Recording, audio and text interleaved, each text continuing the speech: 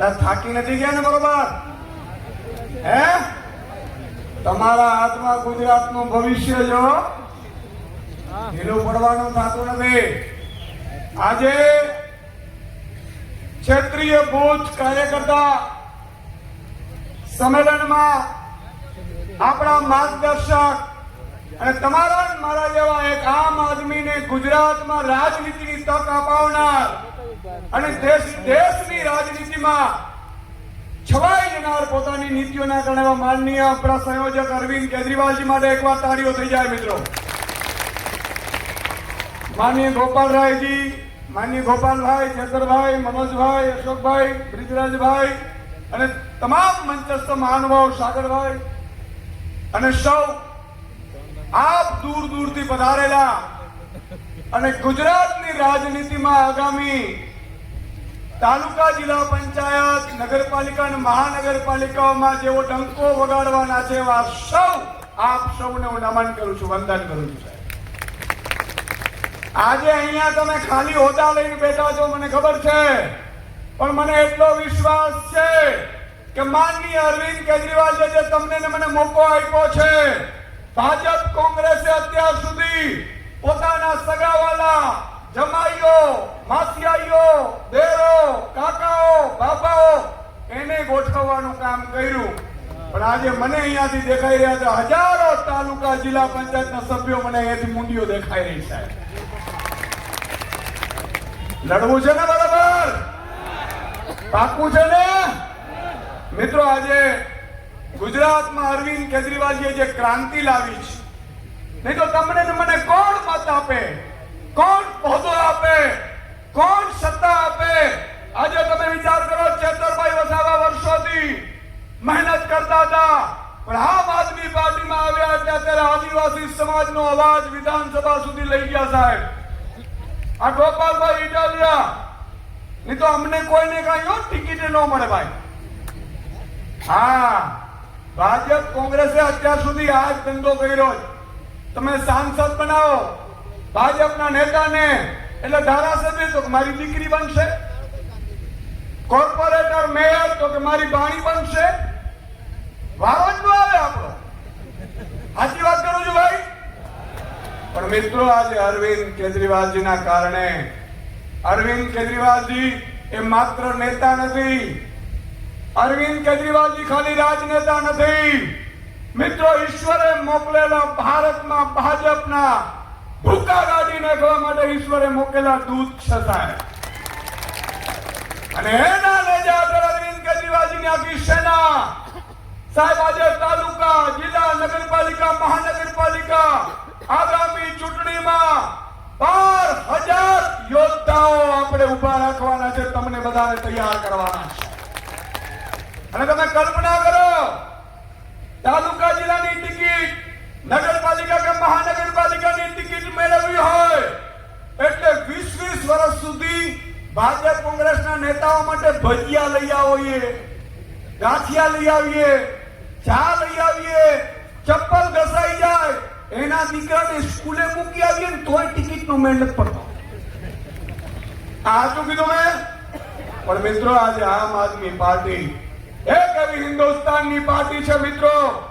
મેં ખુલ્લામાં press conference કરીને કીધું હતું કે જે પણ વ્યક્તિ ભાજપની તાનાશાહી સામે લડવા માંગતો હોય, ગુજરાતની જનતા માટે લડવા માંગતો હોય, એ કોઈ પણ જ્ઞાતિનો હોય, કોઈ પણ જાતિનો હોય, કોઈ પણ ધર્મનો હોય, માત્ર ને માત્ર ઈમાનદાર ને નિષ્ઠાવાન હોય, એ ગમે ત્યારે તાલુકા, જિલ્લા પંચાયત, નગરપાલિકા, મહાનગરપાલિકામાં ઓપન ફોર્મ ભરે અને ચૂંટણી લડવા તૈયાર થાય છે. આવું હિન્દુસ્તાનમાં મિત્રો પહેલો દાખલો આપણે ગુજરાતમાં બન્યો છે. અને આજે સાહેબ આ કોઈ સભા નથી, આજે આ મારા બૂથના સૈનિકો છે જે ભાજપના બૂથ ઉપર કબજો કરે છે. ભાજપ વાળા, કોંગ્રેસ વાળા ઈ બૂથ ઉપર આ વખતે છાતી ઠોકીને ઉભા રહીને મતદાન કરાવીને બૂથને આગળ લાવનાર યોદ્ધાઓ છે.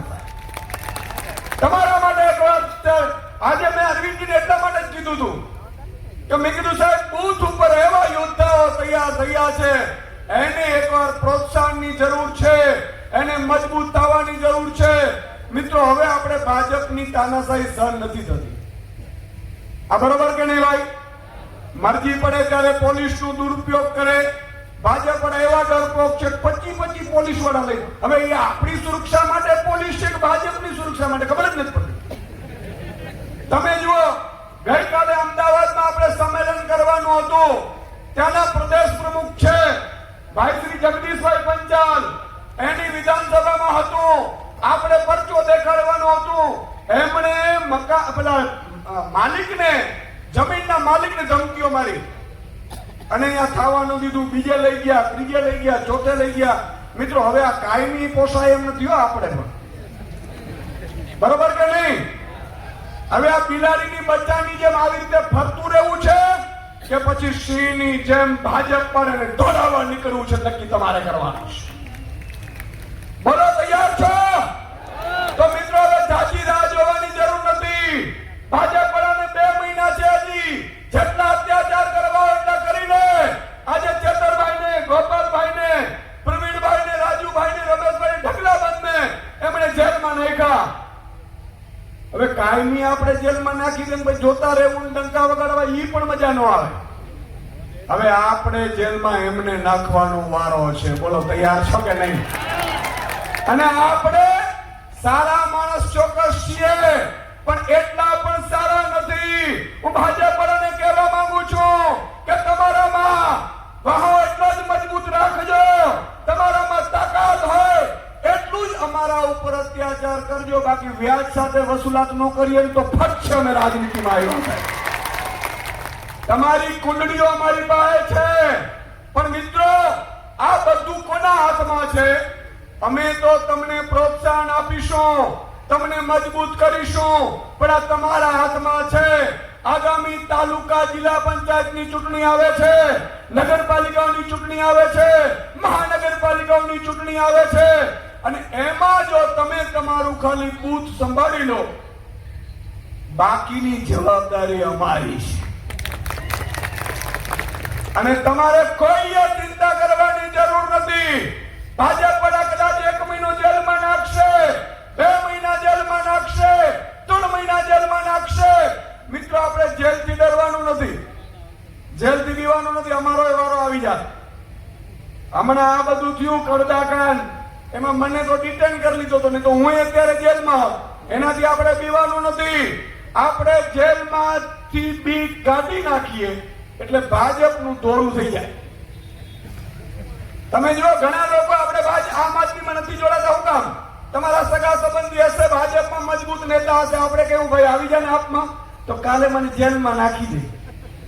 અરે ગટકુડિયા, જેલથી ડરે ઈ આ નહીં. આ તો ગુજરાતની જનતા છે, અરવિંદ કેજરીવાલના સૈનિકો છીએ. આપણે જેલથી ડરવાનું નથી, પણ જેલમાં જેટલો જાવ. આજે ચેતરભાઈને 2 વખત જેલમાં નાખ્યા છે. આપણે હિસાબ કરીને રાખ્યો છે. સરકાર બને એટલે ડબલ વ્યાજ સાથે એમને નાખવાના થાય. પણ આપણે કરવા શું આવ્યા છીએ આપણે કહી દઉં મિત્રો. આજે વડોદરામાં હું આવતો તો, હમણાં મને માનનીય અરવિંદ કેજરીવાલજીને મળવા હરણી બોટકાંડ વાળા પીડિતો આવ્યા. 2 વર્ષ પહેલા જેના બાળકો સાહેબ ભાજપની અણઆવડતના કારણે નાના ભૂલકાઓ મૃત્યુ પામ્યા ને, એને સાંભળવા કોઈ તૈયાર નથી. એમને મુઆવજો આપવા કોઈ તૈયાર નથી. એમની પીડા તમે જુઓ તો આજે તમને થાય કે મારો સગો મામો ભાજપમાં હોય ને તો એને પાડી દેવાનો છે. એટલી બધી પીડા હતી સાહેબ એમાં. અને એટલા માટે હું કહું છું, હમણાં જ મને બરોડામાં મળ્યા એક ભાઈ, મને કીધું સુદાનભાઈ તમે આજે સભામાં આવ્યા છો? તો કે મેં કીધું હા. તો કે એક મુદ્દો લેજો ને. મેં કીધું શું? મને કે અહીંના અમારા બરોડાના યુવાન હતા વિપુલભાઈ ચાલા, બિચારા બાઇક થી જતા હતા. એના પરિવારને એમણે ઉતાર્યું, કઈક વસ્તુ લેવા ગયા, ભાજપના ખાડામાં પડ્યા અને સાહેબ મૃત્યુ પામ્યા. આવા લોકોને આપણે બચાવવાનું કામ કરવું છે મિત્રો. આવા લોકો માટે આપણે આવ્યા છીએ. એમનો શું ગુનો હતો? જેમણે ભાજપને મત આપ્યા, એમના મમ્મી પપ્પા ભાજપને મત આપ્યા છે, એના સાસુ સસરા ભાજપને મત આપ્યા છે. પણ ભાજપે શું કર્યું વિપુલભાઈ સાથે? એમણે ભ્રષ્ટાચાર કરી અને ખાડો કરાવડાવ્યો અને એ ખાડામાં જીવ ગયું. આ ભાજપની તાનાશાહીથી આપણે સાહેબ ગુજરાતને છોડાવવાનો છે.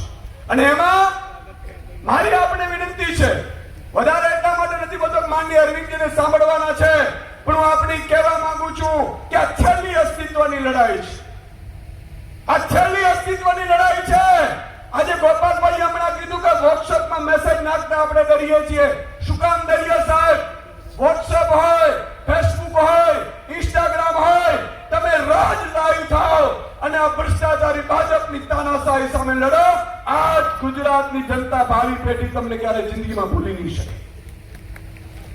મિત્રો, આજે શહીદ ભગતસિંહને આપણે શું કામ યાદ કરીએ છીએ? તમે વિચાર કરો, મહાત્મા ગાંધી, સરદાર વલ્લભભાઈ પટેલને શું કામ યાદ કરીએ છીએ?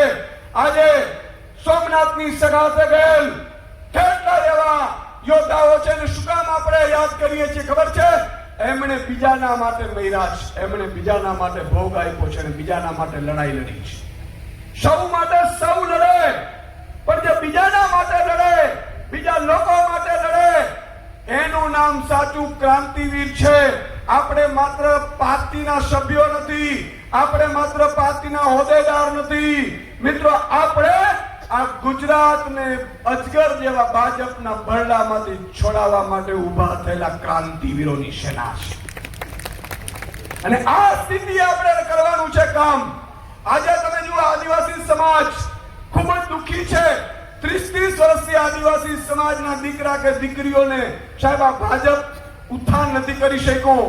ન માત્ર આદિવાસી સમાજ, કોળી ઠાકોર સમાજ હોય, કોળી સમાજ હોય, દલિત સમાજ હોય, ઓબીસી સમાજ હોય, મારવાડી સમાજ હોય અને સવર્ણ સમાજ પણ જે પછાત છે આર્થિક રીતે, એ બધાના ભાજપે ઘર સાફ કરી નાખ્યા છે. કોઈને સાહેબ દીકરા આપવા માટે, કોઈ દીકરી આપવા માટે રાજી નથી. ગામે ગામ વાંઢાની સેના તૈયાર થઈ ગઈ. બોલો, થઈ ગઈ કે નહીં? અને આ કુંવારા છોકરાઓ જો નક્કી કરે, સમજી જાય ને કે આપણે કુંવારા છીએ, વાંઢા છીએ, ભાજપના કારણે છીએ, અને એનું સંગઠન બને તોય ભાજપ પડી જાય. તમે જો ગામે ગામ તમે બે જગ્યાએ જાઓ કે હા મામા બિચારા કુંવારા મળતા હોય, વાંઢા હોય, આપણે એમ કે દીકરો હોશિયાર છે, મહેનત કરે છે, ખેતી કરે છે, નોકરી કરે છે, બબે નોકરીઓ કરે છે, તોય બિચારાને કોઈ છોકરી ન આપે. કારણ કે ભાજપે ધંધા નથી રહેવા દીધા, ભાજપે ખેતી નથી રહેવા દીધી, ભાજપે આપણી તમામ જે હકો અને અધિકારો તે બધા છીનવી લીધા અને બધા સંપત્તિ છે એ પોતાના મોટા માથાઓને આપી દીધી છે. આજે ભાજપ પાસે આખી ગેંગ છે મિત્રો, લાભાર્થીની ગેંગ છે. વડોદરામાં તમે વિચાર કરો, 76 કોર્પોરેટરો છે, એમાંથી 7 જ વિપક્ષના છે, 69 કોર્પોરેટરો ભાજપના છે. છતાંય તમે હાલત જુઓ ભાજપની. સાહેબ, આ ખાડા નગરીમાં ખાડાઓ થાય છે, ભ્રષ્ટાચાર થાય છે, રોડ રસ્તા તો કે કામ ચાલુ જ રહીએ, ચાલુ જ રહીએ, ચાલુ જ રહીએ. કારણ કે બૂચ મારવાનું બંધ થાય તો ચાલ કામ પૂરું થાય. આ બુચસિયાઓની ઓલાદ છે. અને એટલા માટે મારે આપને છેલ્લી વિનંતી કરવી છે, તમે તૈયાર છો તમારું બૂથ સાચવવા? તૈયાર છો? કોઈ પણ લોભ લાલચ આવે, ભાજપ વડા કરોડો રૂપિયા લઈને બેઠા છે, છેલ્લી ઘડીએ એવું કહેશે કે આ લઈ લે, આ લઈ લે, આવું કહેશે. મામાને મોકલશે, કાકાને મોકલશે, નાનીને મોકલશે. છેલ્લે મારે આપ એક મને વચન આપો છે, શપથ તો લેશું જ. એક વચન આપો કે કોઈ પણ લોભ લાલચ વગર આ વખતે ચૂંટણીમાં આપણે ભાજપને બતાવી દેવાનું છે. આમ આદમી પાર્ટીના બૂથ મજબૂત કરવાના છે, વિજેતા કરવાના છે. બોલો, કરાવવાના છે? હાથ ઊંચો કરો ભાઈ, હાથ ઊંચો. બોલો, કરાવવાના છે? પાકો? બોલો, ભારત માતા કી.